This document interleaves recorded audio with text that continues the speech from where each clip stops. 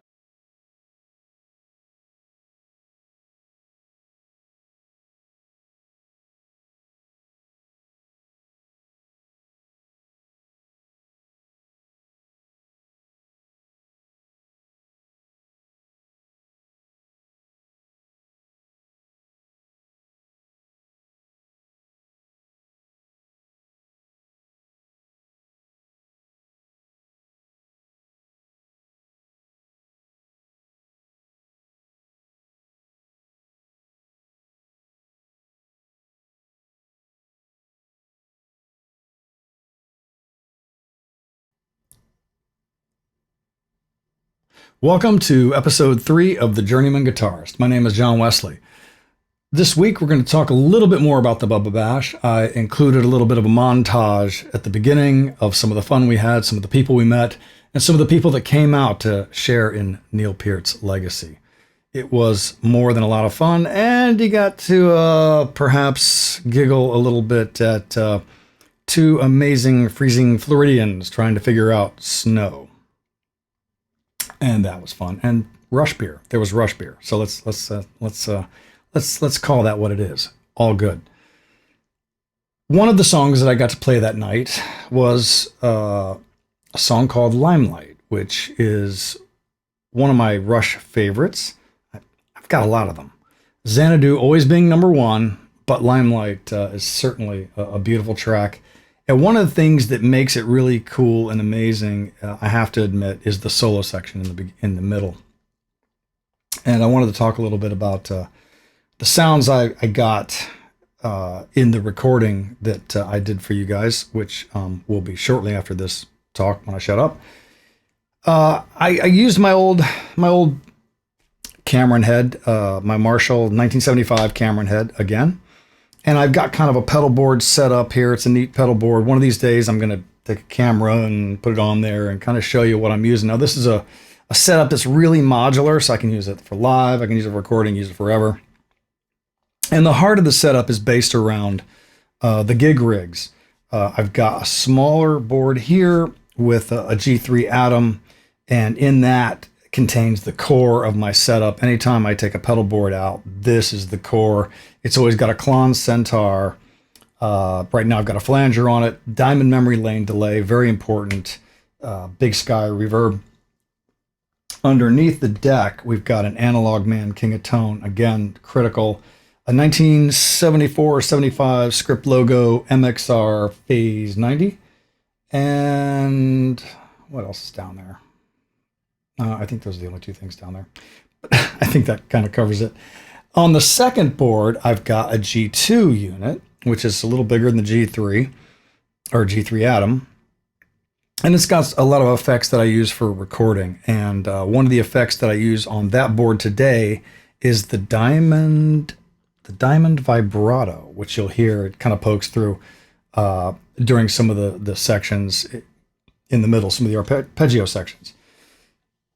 The stock tone that I pretty much use for all of my recording, a lot of live work, is the Klon into that Marshall, and it kind of sounds like this. And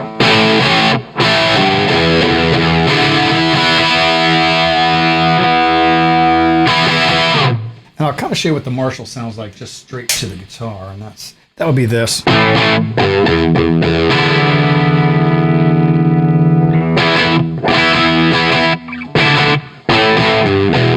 So it's kind of a tight sound.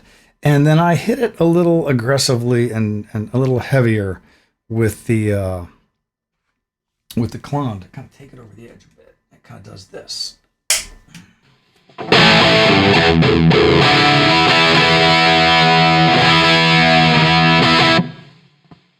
In the middle section of the song, so for example, that would be the opening.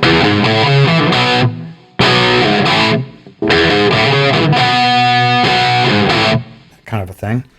And for the middle section, I put a little bit of diamond delay and combined it with the diamond vibrato.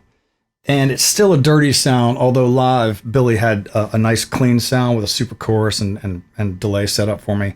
And I think live, Alex plays it actually with a clean sound.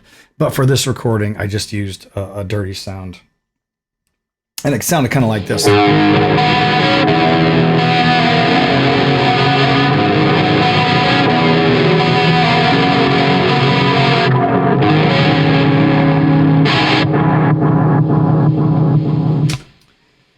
Then, when I went into the solo section, my lead tone for years and years and years, especially when I use Marshalls, is that Marshall sound, kind of stock, kind of chunky. Bring in the clone, and I like this Diamond Memory Lane delay because it's analog. It's got the old analog chip in it, and it's just a beautiful delay. And I will stack that. And I didn't mention this in the last video, but for the solo sound on Subdivisions in the last video I did, the stacking tone, the tone that took that clone to the next level, is the Analog Man King of Tone. And the Analog Man King of Tone has two sides to it, a super hot kind of distortion side, and then a side that's kind of a clean boost. And I run that clean boost all the way up to take this clone and take it up a level. It kind of sounds like this. So it goes from, this is just, the clone. And then I'll pop in that King of Tone.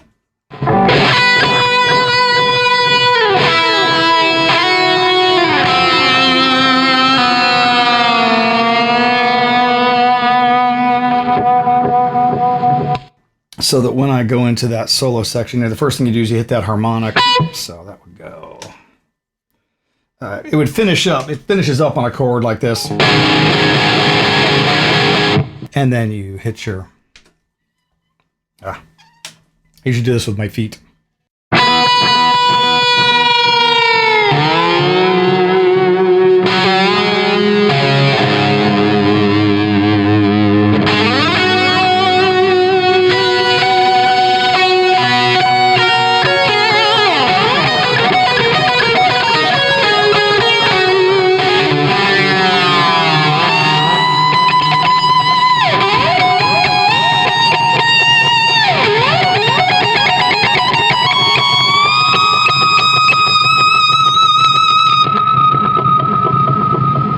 Then you come right out of that into this next section.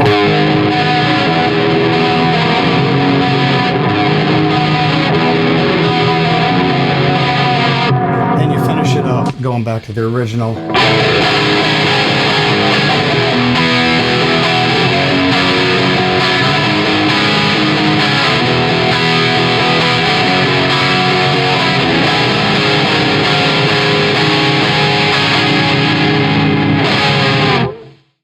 So it's a lot of fun to play, and I hope you enjoy it. There's so much I love about this song. One of the things is trying to cop the melodies in the solo because they're just so memorable. Anyway, I hope you enjoy the track. Hope that was a little bit of a fun explanation. Like I said, we'll go deeper into the guitar sounds and stuff, and different ways to create those tones. Anyway, and hope you enjoy the track, and we'll get back soon.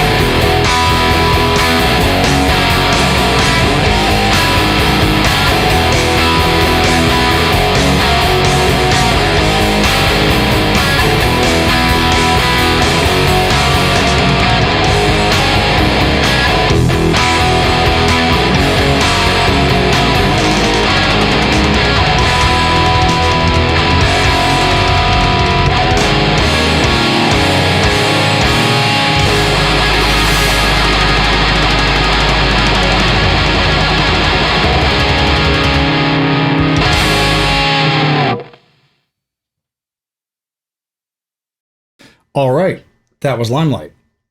I hope you enjoyed that. Like I said, it's a fun track to play. It's a difficult track. One critical section when you're trying to put it all together and do it live with a band is coming out of that solo section. It comes out in a really kind of regimented way that when you're kind of lost and getting that last note and trying to hold out, you've really got to be paying attention to every single note that the bass player is playing, because the notes that he's playing will cue you when it's time to stop that long high note and get back into that arpeggio section. You kind of don't want to miss the in on that arpeggio section. One more thing about the Bubba Bash. There was a picture of the two Frenches, Bruce and Brad. So Bruce French is known as Frenchie, legend, absolute legend in the musical community, as being one of the greatest touring rock chefs that's ever really done the job. And for many years, he was the personal chef to Alex, Getty, and Neil. And in that time, they developed an extremely deep friendship. And Frenchie shared some just amazing stories over dinner. And it's always good to connect with him. I've run into him every now and again. He was out with Pearl Jam, and I ran into him in Germany. And so he's always around, and he's always out, and he's just one of the most lovely human beings you will ever meet in your life. The other French, Brad French, I had not met before. And in talking to him, it came out that he grew up with Neil. He met Neil when they were both about 9, and was one of his closest friends to all the way through his entire life, which was just amazing. Anyway, so the tale of two Frenches, Frenchie and Brad, and it was just an amazing evening. And that's kind of the cool thing about the whole Bubba Bash, is that it brings all these people that cared about him together. So anyway, I hope that this meant something to you. It certainly did to us. Don't forget, there will be a link at the bottom of this video that will be, again, a link to his charity. If you find it within yourself to be able to donate $21.12, join the rest of us and have fun.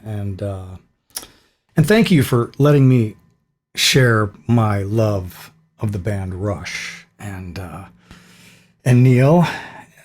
Rush, from a very young age, affected my life for the entire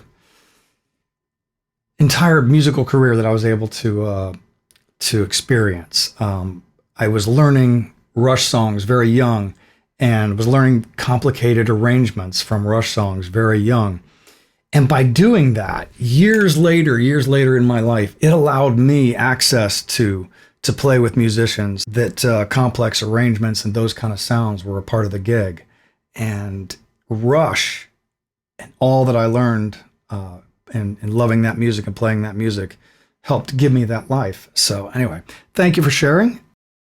I'll catch you next time.